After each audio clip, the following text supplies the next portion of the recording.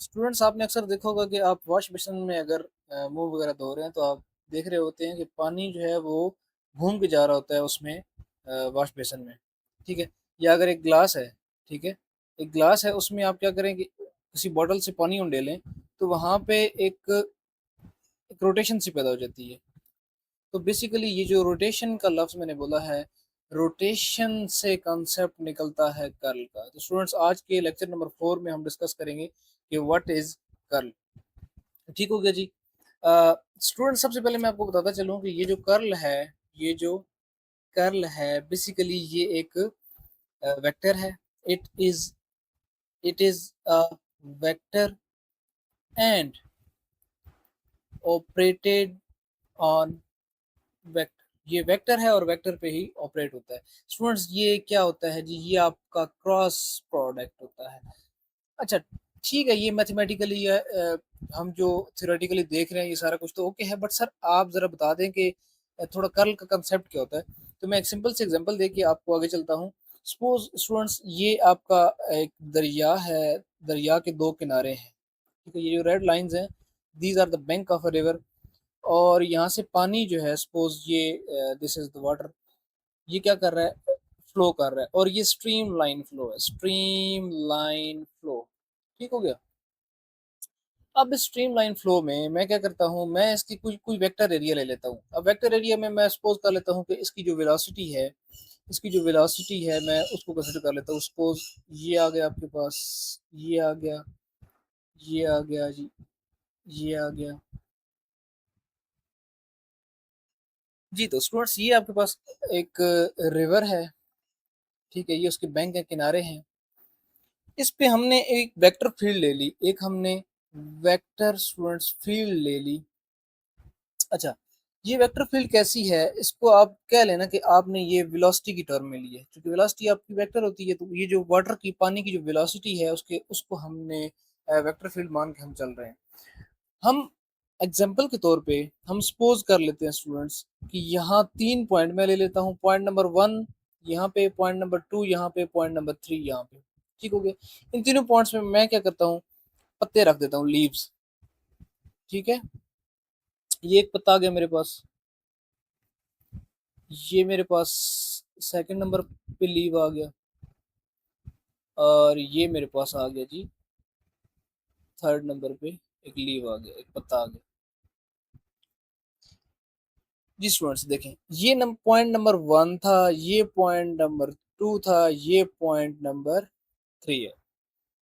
अच्छा देखें, जो सबसे पहले पॉइंट नंबर 1 है, अगर हम उसको देख के चलें तो पॉइंट नंबर 1 पे देखें, ये जो फील्ड है, ये जो ये जो इलाका है जिस पे हमने पॉइंट 1 जो है वो कंसिडर किया है, इस इलाके में अगर आप देखें तो इस पत्ते के नीचे जो वेक्टर लाइंस आ रही हैं वो कुछ यूं है। पहली वेक्टर लाइन जो है वो इतनी है, दूसरी की लेंथ जो है वो इतनी है, और तीसरी की जो लेंथ है वो इतनी है। अच्छा, ये लेंथ डिफरेंट क्यों है? क्योंकि यहाँ पे मैग्नीट्यूड ऑफ वेलोसिटी ज्यादा है। जो वेलोसिटी का मैग्नीट्यूड है वो ज्यादा है। ठीक है ना। सेंटर में जो है वो फ्लो थोड़ा ज्यादा होगा, साइड पे थोड़ा कम होगा। अच्छा, तो उस हिसाब से आपकी जो वेक्टर फील्ड है वो बनेगी। स्टूडेंट्स हम लेके चलते हैं इस पॉइंट नंबर 1 को। अब यहाँ पे देखें, ये जो पत्ता है, ये जो पत्ता था यहाँ पे, इस पत्ते ने क्या करना है, इस पत्ते को यहाँ से वेलोसिटी का मैग्नीट्यूड ज्यादा मिलना है, यहाँ से वेलोसिटी का मैग्नीट्यूड, इस एंड से स्टूडेंट्स, इस एंड से वेलोसिटी का मैग्नीट्यूड कम मिलना है, इस एंड से वेलोसिटी का मैग्नीट्यूड ज्यादा मिलना है। तो इसका मतलब है कि ये दो तरह की जो मोशंस हैं, दो तरह की मोशंस जो है वो परफॉर्म करेगा। सर कौन कौन सी? सर एक इसकी जो है वो ड्रैग की वजह से आप कह लें कि ट्रांसलेटरी मोशन होगी, सीधी मोशन होगी। और दूसरी जो मोशन होगी सर इसकी, वो रोटेटरी मोशन होगी। जी बिल्कुल, इसकी रोटेटरी मोशन होगी। क्यों? क्योंकि यहाँ पे वेलोसिटी का मैग्नीट्यूड ज्यादा है, यहाँ पे वेलोसिटी का मैग्नीट्यूड कम है। तो इसने क्या करना है, ऑब्वियसली इसने रोटेट करना है। सर ये जो रोटेशन आई है इस पॉइंट पे, ये जो रोटेशन आई है इस पॉइंट पे, इसी को तो कर्ल कहते हैं जी। तो आप क्या कह सकते हैं, आप कह सकते हैं कि सर यहाँ इस पॉइंट पे, यानी इस पॉइंट पे एक कर्ल पैदा हुआ है। जी स्टूडेंट्स, पॉइंट नंबर 3 को देख लें। अगर आप पॉइंट नंबर 3 को देखें तो यहाँ पे भी क्या होगा, ये रीजन। अच्छा, ये जो रोटेशन थी ना, ये जो रोटेशन थी ये आपकी क्लॉकवाइज एंटी क्लॉकवाइज रोटेशन है। और पॉइंट नंबर 3 पे देखें, मुझे ज़्यादा एक्सप्लेन करने की शायद ज़रूरत नहीं है, आप लोग समझ रहे होंगे। तो पॉइंट नंबर 3 पे इस तरफ से मैग्नीट्यूड ज़्यादा है वेलोसिटी का और उस तरफ से कम है, तो इसका मतलब है यहाँ पे क्लॉकवाइज रोटेशन होगी। यहाँ पे कौन सी रोटेशन होगी जी? क्लॉकवाइज रोटेशन होगी। अच्छा स्टूडेंट्स, ये जो रोटेशन आती है दोनों में आई है, यही आपका बेसिकली कर्ल है। अच्छा, अगर सेंटर वाले पॉइंट को, पॉइंट नंबर सेकंड को देखें, तो हर तरफ, इस पत्ते की हर तरफ जो वेलोसिटी का मैग्नीट्यूड है वो सेम है, तो उसका मतलब है कोई रोटेशन पैदा नहीं होगी, बल्कि ये सीधी स्ट्रेट लाइन मोशन करेगा। ठीक है, कोई रोटेशन परफॉर्म नहीं करेगा। तो मैं, आप मुझे इजाजत देंगे कि मैं इसको कह सकता हूँ कि ये जो कर्ल है, इट चेक्स क्या भाई, whether the field whether the field is rotational और नॉट। ये चेक करता है कि क्या जो फील्ड है वो रोटेशनल है या नहीं है। ठीक हो गया। हमने ये एक पॉइंट लिया। ठीक है, इस पॉइंट पे हमने देखा कि यहाँ पे वेलोसिटी का मैग्नीट्यूड कम है, यहाँ पे वेलोसिटी का मैग्नीट्यूड ज्यादा है, तो इसमें रोटेशन आई। लीनियर मोशन तो ये कर ही रहा था, साथ इसमें रोटेशन भी आई। ठीक है, तो इसी रोटेशन को हमने कहा ये कर्ल है। ठीक हो गया। अच्छा नेक्स्ट देखते हैं। अच्छा स्टूडेंट्स, यहाँ पे ना एक बात याद रखें, यहाँ पे एक बात याद रखें, इलेक्ट्रिक फील्ड लाइंस जो है वो रोटेट नहीं करती। इलेक्ट्रिक फील्ड लाइंस जो हैं, ये किसी स्टूडेंट ने एमसीक्यू एक पूछा था, क्वेश्चन पूछा था, ये आपका एक पॉजिटिव चार्ज पड़ा हुआ ना, तो वहां से एक फील्ड लाइंस जो है एक तरह की निकल रही हैं। तो आप कह सकते हैं कि इलेक्ट्रिक फील्ड लाइंस जो हैं, इलेक्ट्रिक फील्ड लाइंस जो हैं और नॉट रोटेशनल। ठीक हो गया जी स्टूडेंट्स। नेक्स्ट चलते हैं जी।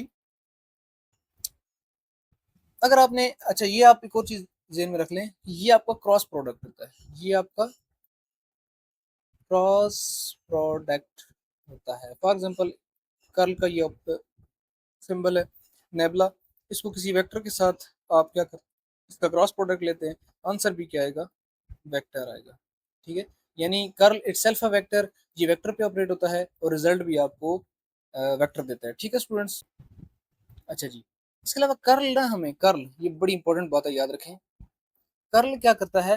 Curl gives us curl gives overall overall motion that is in magnitude that is in magnitude as well as direction. ठीक है, डिटर्मिनेट फॉर्म में अगर आप देखना चाहते हैं सर, ठीक है देख लें, ये किसकी इक्वल आएगा। आपके पास कोई फील्ड आई जे के है, ठीक है, और आपके पास जो ऑपरेटर है दैट इज पार्शियल और partial x, partial by partial y, partial by partial z, और फंक्शन आपके पास जो है that is suppose a x, a y and a z. जी स्टूडेंट्स, इसके अलावा आप कह सकते हैं कि curl is a point function. क्यों भाई? आप देखिए ना, कर्ल किसी पॉइंट पे आ रहा है, ठीक है, आपका ये एक पॉइंट है, ये पॉइंट है, ठीक है, कोई और पॉइंट होता है, इस पे मल्टीपल पॉइंट, मैंने यूं जूम करके आपको, यानी इसके थोड़ी गहराई में जाकर आपको बता रहा हूँ कि भाई this is actually the curl. तो यहाँ पे डिफरेंट पॉइंट बनेंगे, यहाँ पे डिफरेंट पॉइंट बनेंगे, इस एरिया में डिफरेंट पॉइंट बनेंगे, ये हो सकता है यहाँ पे भी कोई पॉइंट्स बन रहे हो। ठीक है, तो नेक्स्ट हम चलते हैं जी। मैं कह सकता हूँ कि कर्ल इज अ सॉरी क्या हो गया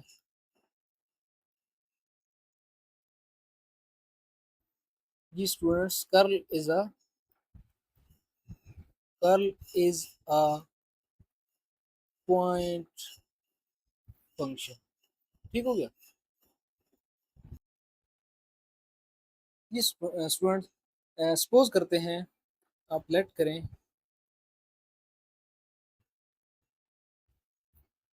लेट करते हैं जी हम, ये आपके पास एक एक्स एक्सिस है, ये आपके पास वाई एक्सिस है।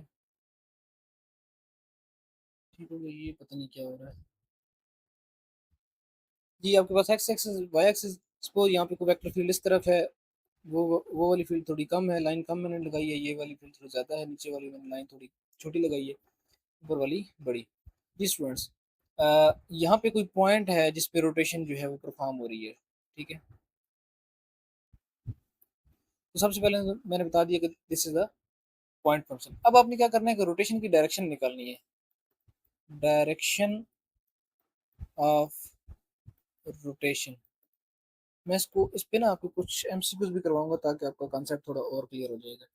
अच्छा, आपने क्या करना है, राइट हैंड रूल जो है, राइट हैंड रूल है उसको फॉलो करना है। सिंपली आपने जिस डायरेक्शन में फ्लो है या जिस जिस डायरेक्शन में एरिया वेक्टर आपने लिया हुआ है, उस डायरेक्शन में आपने अपने राइट हैंड की फिंगर्स जो है वो कर्ल करनी है।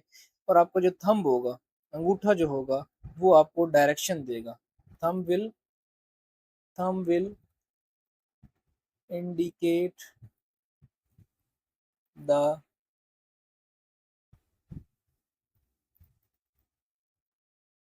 Direction of curl rotation. ठीक हो गया। अच्छा, एक सरफेस है, अगर आपने उस पे एक सरफेस पे लेना है आपने कर्ल, ठीक है, तो आपने क्या करना है उस सरफेस, जिस तरह मैंने ग्रेडियंट डाइवर्जेंस का बताया था कि छोटा छोटा आपने उसकी पॉइंट्स ले लेने हैं, जो कि ये पॉइंट फंक्शन है। उन पॉइंट्स को स्टूडेंट्स बाद में सबको आपने क्या कर लेना है, इंटीग्रेट कर लेना है, इकट्ठा कर लेना है, जमा कर लेना है। तो इंटीग्रेशन का साइन सरफेस के लिहाज से क्या आ जाएगी, नेबुला इनटू आपका सपोज वेक्टर है, क्रॉस प्रोडक्ट है सॉरी, और वो इक्वल किसके हो जाएगा जी, आपका जो वेक्टर है एन नंबर ऑफ जो पैचेस आपने बनाए हैं। ठीक हो गया।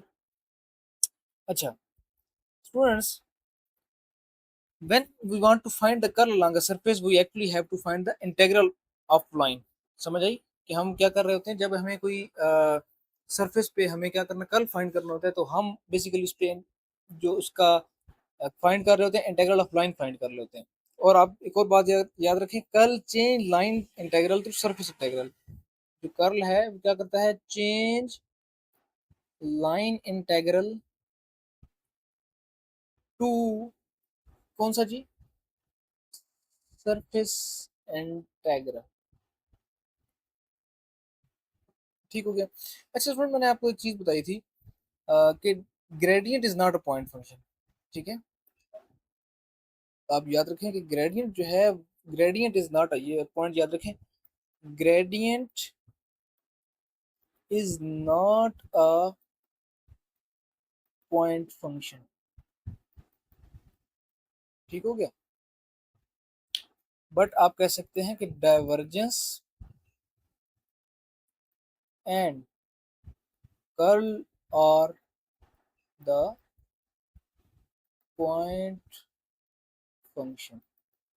ग्रेडियंट और सॉरी डाइवर्जेंस और कर्ल जो है वो आपके पॉइंट फंक्शन है। अच्छा, डाइवर्जेंस का क्या मतलब आपको पता ही है कि sir, divergence is actually a flux.